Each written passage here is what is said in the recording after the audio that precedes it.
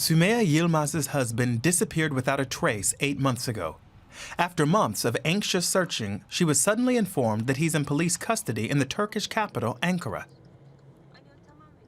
She was allowed to visit him briefly and was very shocked when she saw him. He'd lost a lot of weight, at least 20 kilos. His face was pale and his hands were ice cold. I guess he wasn't given enough food and was kept in a place without daylight.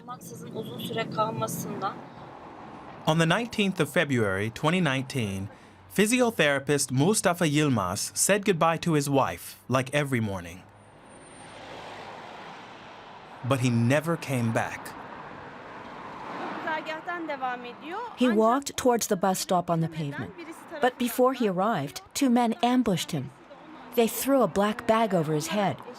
I assume he was forced into a black transporter that was waiting on the corner and then driven away. Some of this was caught on a local business's surveillance camera. It's the only proof Sümeyye has that her husband was kidnapped. A few months before, he'd been briefly detained on suspicion of supporting the Gülen movement that's accused of being behind the attempted coup in 2016. None of her letters received an answer.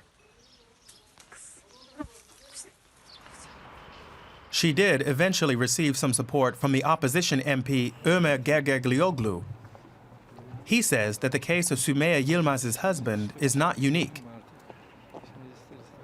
He's been informed of at least 28 such kidnappings so far. Very few journalists turned up at a press conference he called. This is a very sensitive subject in Turkey. Since many of those who have disappeared are suspected of being supporters of the Gülen movement, few people are willing to stand up for them in public. This man is a trade unionist. He said he was almost kidnapped in September. He filmed himself making a statement and posted a photo of a black transporter. But now he's afraid to talk to the media. He's right to feel afraid. Each time the MP Ömer Gergerlioglu goes out on the street with Sümeyye Yılmaz and other relatives to draw attention to those who have disappeared, the police intervene and break up the gathering. We contacted the Turkish authorities to find out more. We asked the Ministry of the Interior for a statement via the Turkish embassy in Berlin, but to no avail. International human rights groups have not received any information about the disappearances from the Turkish authorities either. They can only speculate as to why the government has resorted to such ruthless methods. Overall, it's very difficult to explain a kind of rational reason for doing this, which isn't based on a desire to either frighten the rest of the population or to extract information from those men or make those men confess to crimes which perhaps they didn't commit. Some of those who've been abducted and later released have found the courage to talk about what they experienced publicly to help other victims and their relatives. One man wrote a letter describing how he had been tortured in a secret location, probably run by the Turkish secret services. If you don't confess, they say, we will torture you. If you die, we will bury you somewhere.